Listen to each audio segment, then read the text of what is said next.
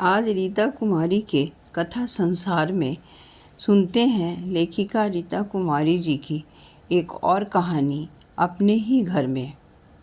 कहानी सुनाने से पहले आप सबों से अनुरोध है कि इस चैनल पर नए हैं तो इसे सब्सक्राइब कर ले, लाइक कर ले और अपने विचार लिखना तो बिल्कुल न भूलें। तो चलिए सुनते हैं लेखिका रीता कुमारी जी की एक और कहानी अपने ही घर में। आशी घर में प्रवेश की तो सामने ही सोफे पर बैठी मम्मा राजेश अंकल से बातें कर रही थी। शायद किसी गंभीर मसले पर बातें हो रही थीं, क्योंकि दोनों के चेहरे कुछ ज़्यादा ही खींचे खींचे से गंभीर लग रहे थे। कोई तो ऐसी बात थी जो दोनों को परेशान किए हुए था। उसे अंदर आते देख दोनों चुप हो गए थे। वह भी अपने कदम तेज़ी से बढ़ाते हुए अपने कमरे में आ गई थी। टेबल पर बैग रख वह हाथ मुंह धोने बाथरूम में चली गई। उसकी मम्मा अर्चना और राजेश अंकल अच्छे दोस्त थे, इसलिए मम्मा अपनी हर समस्या उनसे डिस्कस करती, पर आशी को उनमें कोई दिलचस्पी नहीं होती। उसे लगता जब तक वह घर में रहते मम्मा जैसे उसके लिए पढ़ाई हो जाती थी। अक्सर वह उनसे दूरी बनाकर ही रहती। तभी मम्मा की आवाज़ से उसकी तंद्रा भंग हुई। वह चाय बना लाई थी और उसे बुला रही थी, पर अपने कमरे से निकल वह राजेश अंकल को देखने लगी कि गए कि नहीं गए, तो राजेश अंकल जा चुके थे और मम्मा उसका इंतज़ार कर रही थी। वह मम्मा के बगल में जा बैठी। वह इसी वक्त का इंतज़ार कर रही थी।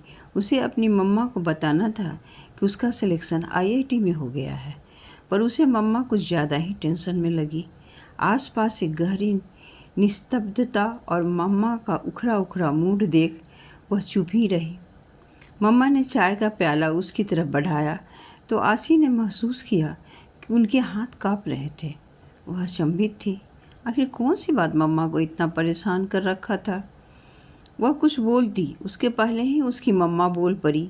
एक बात तुमसे पूछती हूँ, सच सच बताना, तुम्हें राजेश अंकल कैसे लगते हैं? मेरा मतलब था कि एक पिता के रूप में। आशी जैसे आकाश से गिरी। उसे राजेश अंकल से घृणा नहीं थी, पर अपनी मम्मा से उनकी बढ़ती नज़दीकियाँ और घर के हर मामले में उसकी दखल अंदाजी, यहाँ तक कि उसके पढ़ाई लिखाई में भी बिना पूछे उनका सलाह देना उसे ज़रा भी पसंद नहीं था।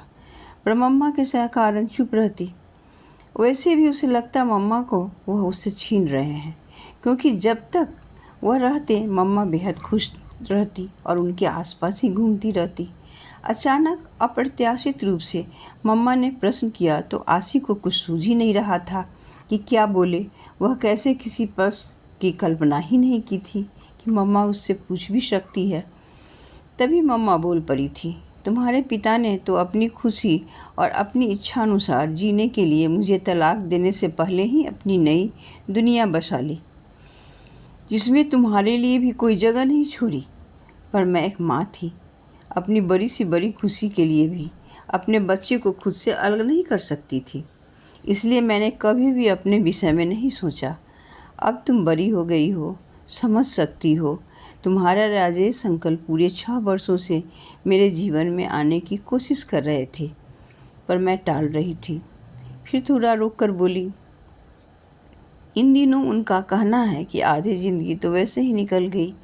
अब समय रहते एक दूसरे जीवन में नहीं आए तो और व्यवस्थित जीवन नहीं जी पाएंगे। प्रकृति के नियमानुसार कुछ ही दिनों बाद तुम भी मेरे ज़िंदगी से दूर चली जाओगी। अब तुम ही बताओ मैं क्या करूं? अब तक आशी अपने आप को संभाल चुकी थी। वह एक लंबी उछास और थोड़ी रुखाइश के साथ बोली, मम्मा आप नाहक चिंता करती हैं। जब पापा ने यह सोचकर कि मेरे कारण उनकी खुशियों को ग्रहण लग जाएगा, उन्होंने मुझसे अपने सारे रिश्ते नाते तोड़ लिए। पर आपने तो मेरे लिए अपनी सारी खुशियाँ दांव पर लगा, मेरी इतनी अच्छी परवरिश की।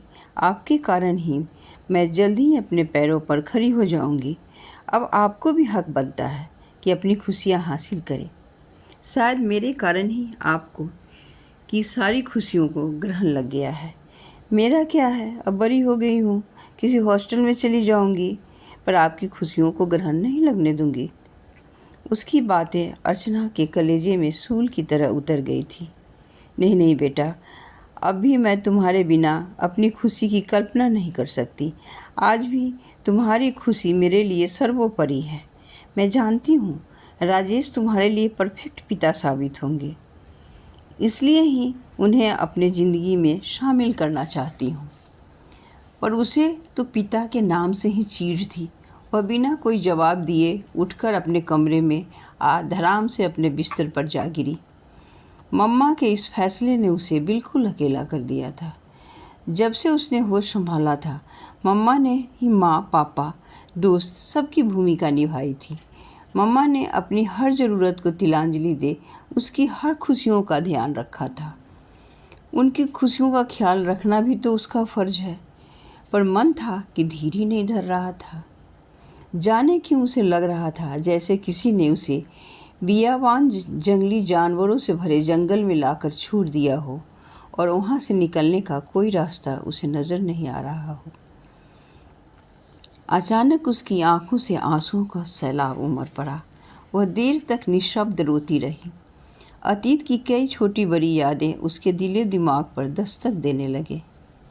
वह बहुत छोटी थी, शायद 4 या 5 वर्ष की, जब उसके पापा उसे और मम्मा को छोड़कर किसी दूसरी औरत के साथ रहने चले गए थे। कुछ दिनों बाद उसके मम्मा पापा का तलाक भी हो गया था। तब शुरू हुई थी मम्मा के संघर्ष और लोगों के ताने उलाहने का दौर। वैसे तो मम्मा के मायके और ससुराल के अनेकों रिश्ते थे, पर सारे रिश्ते अजनबी से हो गए थे, जिससे वह दोनों माँ बेटी काफ़ी अकेली पड़ गई थी। तब से अब तक मम्मा ही उसकी सब कुछ थी। वह अपनी छोटी से छोटी बात भी मम्मा से शेयर करती थी। जब से राजेश अंकल मम्मा के जीवन में आए, मम्मा के साथ उसकी दूरियां बढ़ने लगी थी। आज की बातों से तो मम्मा भी पापा की तरह उससे दूर होती नज़र आ रही थी। वह अपने ही घर में अपने आप को पराया महसूस करने लगी थी। बचपन से ही किसी ने व्यंग में तो किसी ने तरस खाकर एक ही बात कही कि इसके पापा ने इसकी माँ को तलाक देकर दूसरी शादी कर ली।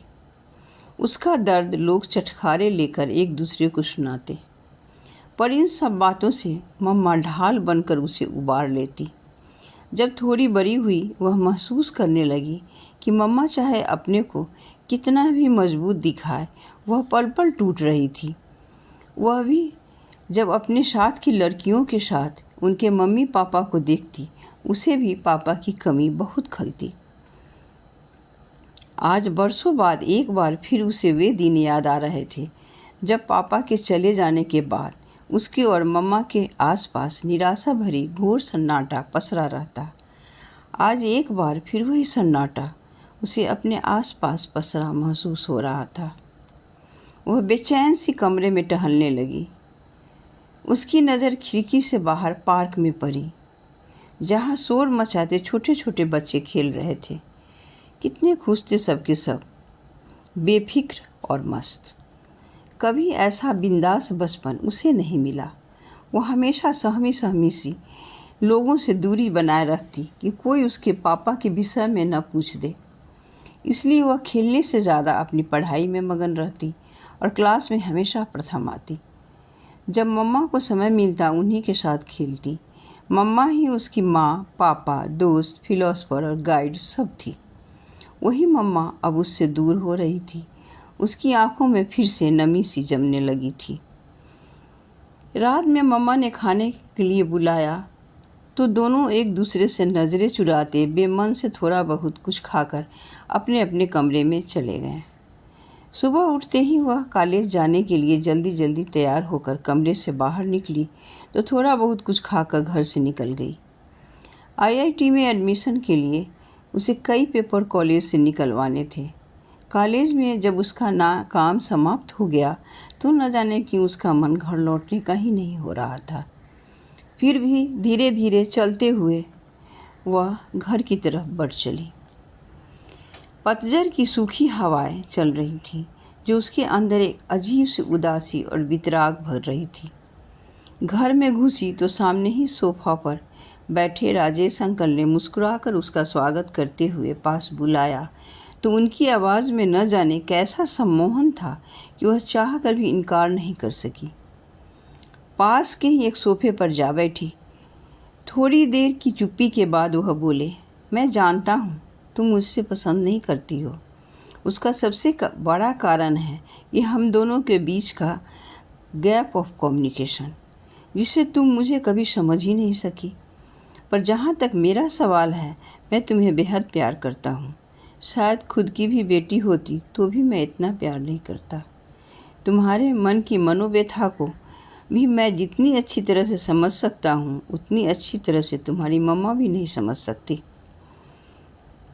थोड़ी देर की चुप्पी के बाद उन्होंने फिर से बोलना शुरू किया। सच पूछो तो जीवन का सारा सार भावना में ही निहित होता है।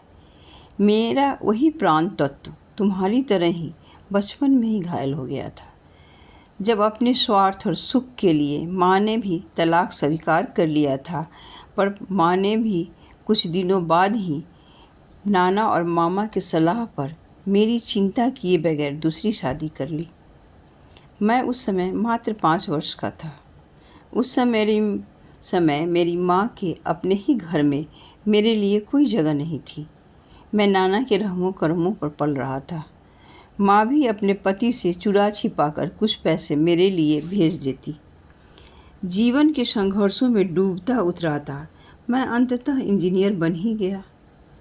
नाना जी ने बहुत दबाव डाला कि मैं शादी कर लूं, पर मैं विवाह नहीं करना चाहता था, सो नहीं किया।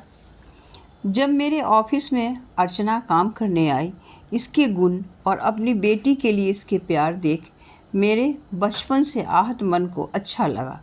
यही कारण था कि न चाहते हुए भी अर्चना का मेरे जीवन में प्रवेश हो गया। कहीं न कहीं मेरे मन में अर्चना से शादी करने से ज़्यादा इस अधूरे परिवार को पूरा कर तुम्हें एक मुकम्मल परिवार देने की इच्छा थी, जो कभी बचपन में मुझे नहीं मिल सका। पर तुम्हें लगा मैं तुम्हें तुम्हारी मम्मा से अलग कर रहा हूँ। ऐसा नहीं है। अगर तुम दिल से मुझे नहीं स्वीकार करोगी, मैं तुम दोनों के जीवन से दूर चला जाऊँगा। अब फैसला तुम्हारे हाथ में है। उनके चेहरे पर आते जाते भाव देख और उनके शब्दों को देख आशी को कोई छल नज़र नहीं आया। थोड़ी देर तक चुपचाप डबडबाई आंखों से वह राजेश जी के तरफ देखती रही, फिर बिना एक शब्द भी बोले उठकर अपने कमरे में आ गई। बिस्तर पर लेटते ही उसने यहाँ वहाँ से यादों के टुकड़े जोड़ने शुरू कर दिए। उन टुकड़े टुकड़े यादों में उसने पहली बार महसूस किया कि वह राजेश अंकल से चाहे कितनी ही दूरी बनाकर रहती हो, पर उन्होंने एक गंभीर और जिम्मेदार पिता की तरह उसका हमेशा ख्याल रखा। चाहे पढ़ाई की बात हो या फिर कोई और ज़रूरत हो, वह हमेशा सहायता के लिए तत्पर नजर आते, पर कभी भी बोल कर अपना प्यार नहीं जताते। वैसे भी प्यार जताना ही प्यार का पैमाना नहीं होता। पिता का प्यार तो एक भरोसा होता है जो बगैर जताए ही बेटी को हौसला देता है। आज राजेश अंकल की बातों में उसे अपने लिए वही हौसला नज़र आया। वह तो वही पिता का प्यार था जिसका उसे मुद्दत से इंतज़ार था, पर पास होते हुए भी जिसे वह समझ नहीं सकी। फिर राकेश अंकल के साथ उसकी मम्मा की खुशी भी तो बंधी थी। एक तीव्र ग्लानि का अनुभव कर वह बिस्तर से उठी और हाथ मुंह धोकर किचन में जाकर 2 कप कॉफ़ी बना लाई और कॉफ़ी का मग लिए बाहर वाले कमरे में आ गई, जहां मम्मा और राजेश अंकल बैठे थे। दोनों को मग पकड़ाते हुए हंसकर बोली, मुझे आप दोनों का फैसला मंजूर है।